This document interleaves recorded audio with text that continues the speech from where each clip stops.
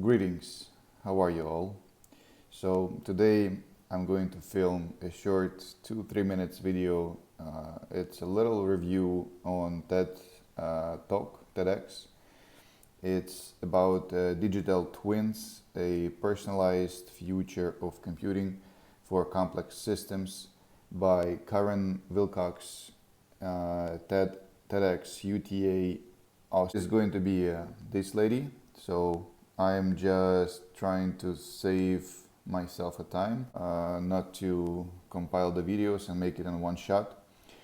So she talks about big data. So to be fair, to put it as a disclaimer, because it's going to go public for Miss Karen Willcox, I think that your forward-thinking discoveries and research are just groundbreaking material. It would be not fair from my standpoint to just judge you or your developments or your research in any way. I think it would be not fair.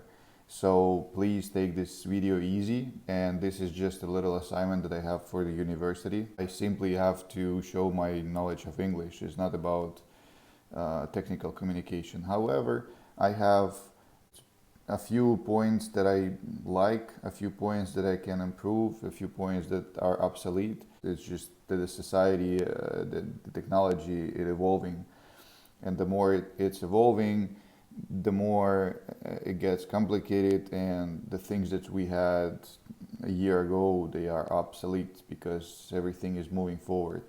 So without further ado, I think that Apollo mission, when the Apollo 13 mission crashed and you have had the backup plan with a digital twin and you could have saved the moment, and you did, that was cool. I think it's a pretty cool idea.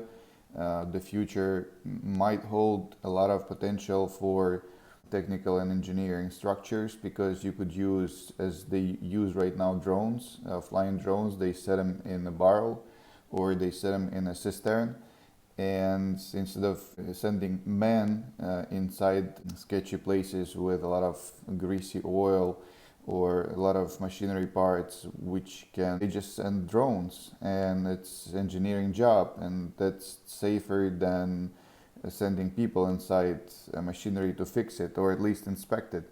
Therefore, I think the future will hold projective laser machinery attached to the drones that will scan the inside of the barrel or inside of complicated machinery part that the drone can fit in. If the drone can fit in, it will fly inside, it will inspect the machine inside, and therefore it will transmit a 3D data into computer of an engineering department or your computer. If the machinery is really tiny and small, perhaps it's not going to be a flying drone. It may be a crawling drone or walking drone or sliding drone, whatever. It also will have an attachment of some sort of laser system that will scan the inside of the machine.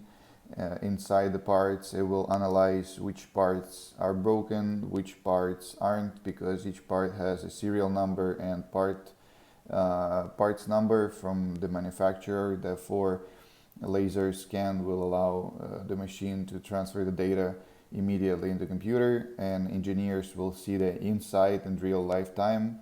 They might have a video feed as well, they might have flashlights attached, etc.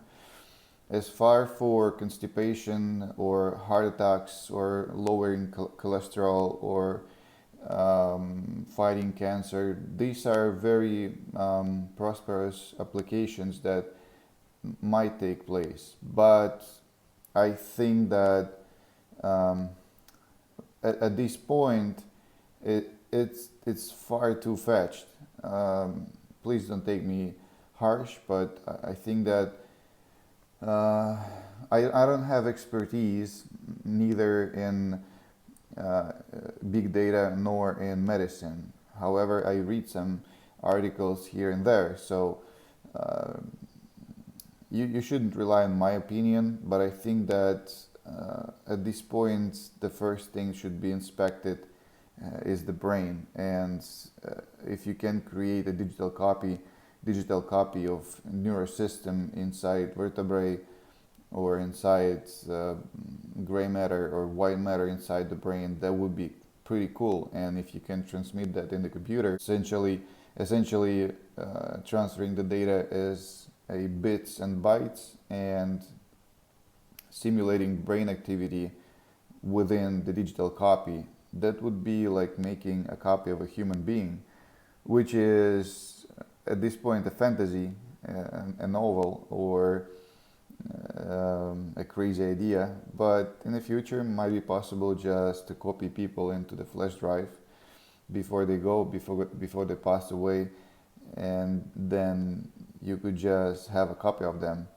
First is the first thing, and second of all, um, copying a brain activity would solve a lot of problems, because if you can play with the brain in virtual machine, then you could probably solve those difficult issues that are arising there. The other two little points that I wanted to make is, first of all, in relation to video games. Better done than said, but many video games are simulating real life very good, like playing sports, like playing driving, flying, etc. Different activities, even walking. There are very many different games corresponding to real life simulations, and there are doubles, there are copies, airplanes, right? With them, you just need a proper connection, a proper time to scan all the required parts. It's just that the Boeing company has a lot of trade secrets that they will not or don't want to share with the public. That's why your project may get stuck for quite a while. But again, it's pretty cool idea to scan the whole machine and then have a digital copy of everything. If something breaks down, then you can fix it.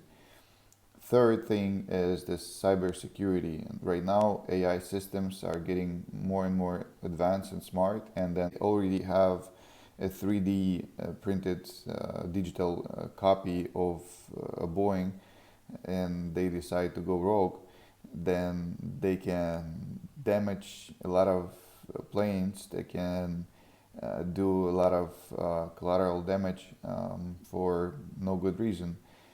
And the third thing, to sum everything up, I'd say that it's really good presentation. It is educational, and it gives plenty to think about.